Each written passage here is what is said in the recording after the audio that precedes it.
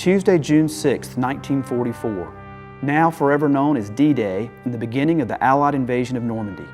Across 50 miles of beach, 160,000 Allied soldiers and 195,000 Allied sailors began the largest amphibious invasion our world has ever seen. Codenamed Operation Overlord, D-Day began the invasion of German-controlled Europe. Within 3 months, more than 3 million Allied troops would be fighting the battle in France. I was drafted in 1941. D-Day was my 64th mission. We were to fly down the coast of Cherbourg, and our target was the big guns that were on the coastline there. And so I bombed the beach. My bombs were away at 6:23 on the morning of D-Day. And we could see those boys that were coming in the boats heading for the beach. And at least we were digging some holes for them to get into when they got on the beach, because we were not able to knock many of those guns out. Went through jump school and then sent me to Europe for World War II. In Normandy, we prepared for the jump. We left the base approximately around 9 or 10 o'clock and flew out. The pilot got messed up and dumped us in a field about 10 miles from our DZ. We was not on the Normandy side, we was in a field. And luckily it was not the enemy territory. We made it back to the beach. We had the enemy between us and the people coming on shore.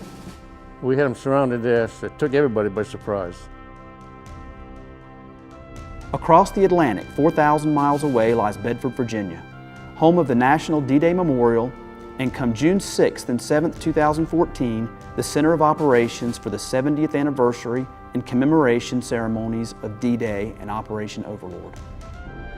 My name is Chris Burns, and I am helping out on the Overlord 2014 committee. I'm a member of the Hendersonville Rotary Club.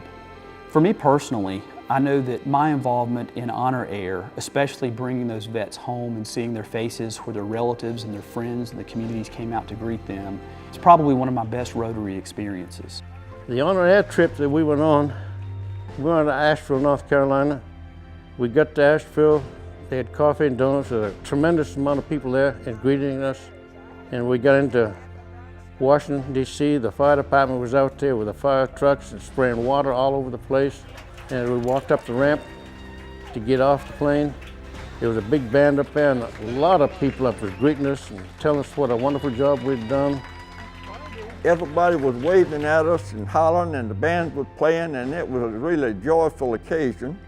And I was walking along and I spotted 2 little girls on the side over there. They were about 10 years old or something like that. And they had their signs up there, welcome veterans, what have you. They had a veteran sign, and they thought they were really big stuff. So I stepped out of line and I spoke to each of them and shook their hand. And when I raised up and looked into their mother's eyes, I had never seen a person so stunned or shocked in all my life. It's an experience you'll never experience like it again, never. The people is hospitable and everything is everybody's so nice. June 6th, 2014 marks the 70th anniversary of the invasion of Normandy, of D-Day itself. Operation Overlord 2014 is a project that Rotary District 7670 is putting on to take every surviving Normandy campaign veteran to Bedford, Virginia for the memorial in 2014.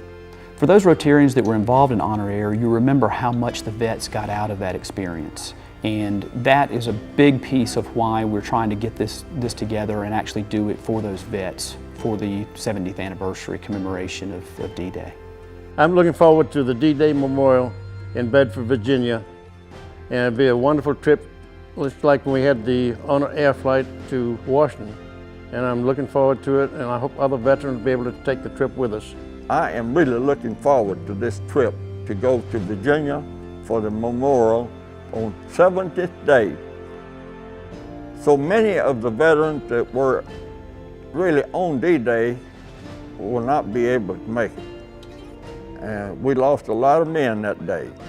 So I would say it is a real opportunity to show the rest of the world what we are all about.